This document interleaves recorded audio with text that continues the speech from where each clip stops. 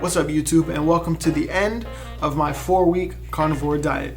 If you didn't know, for 4 weeks I only ate meat, avoided all plant-based food items, and no sugar and no carbs. And yes, I know it's been a while since the last update, but I did want to take a little bit of time just to gather my thoughts so I can give you guys a perspective of being on and off the diet. So I'm going to give you guys some pros and cons of being on a diet.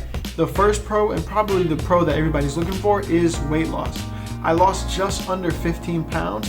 And a majority of it came from my midsection because I am like a late night eater, eating in bed, eating sweets. So all that sugar, all that fat and stuff, I know it collects in my stomach, and it was the first place to go.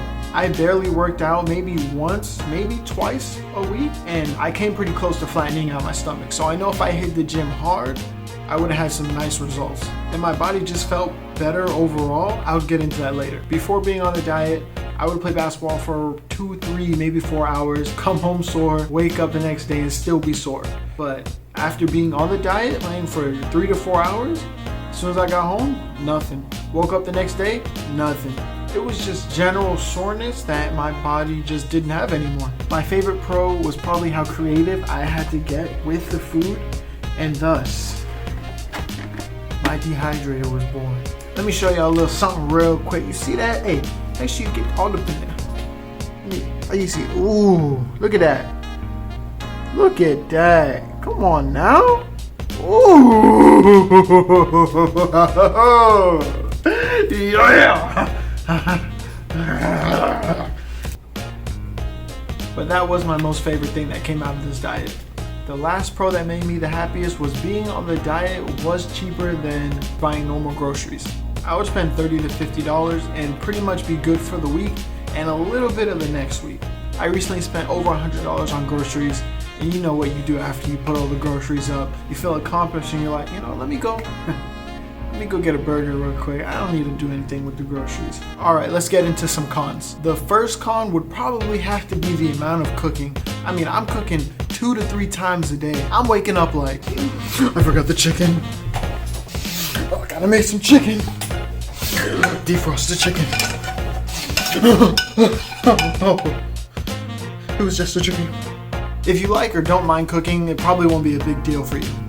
Con number 2 is eating on the go is almost impossible. If you're really trying to do this diet and stay away from all those plant-based food items, almost everything is cooked in vegetable oil, olive oil. Making sure you eat before you leave, and then being limited to what you can eat when you do go out is just annoying. You won't realize till you're on the diet. My last con, nothing crazy. I just wasn't pooping at the rate I would like to. I would like to poop maybe like once every other day.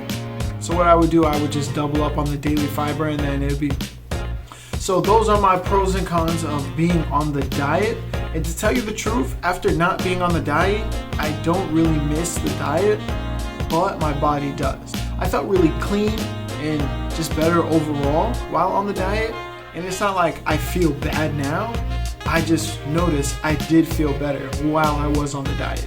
Unfortunately, I don't believe this diet is sufficient long term if you like food in the slightest. I never really lost my cravings and got sucked right back in once I took my first bite of anything sweet. My final verdict is, if you are going on this diet, make it for a reason, because this diet is a good reset button or kickstart. I was barely working out and I lost 15 pounds. If I were to have a little bit more discipline, work out 2 to 3, 4 times a week, and really just hit it hard, I know I would see some pretty good results, but I'm lazy. Alright guys, that's it for this video, so go ahead, like, comment, subscribe, all that good stuff, and I'll see you all in the next one. Peace!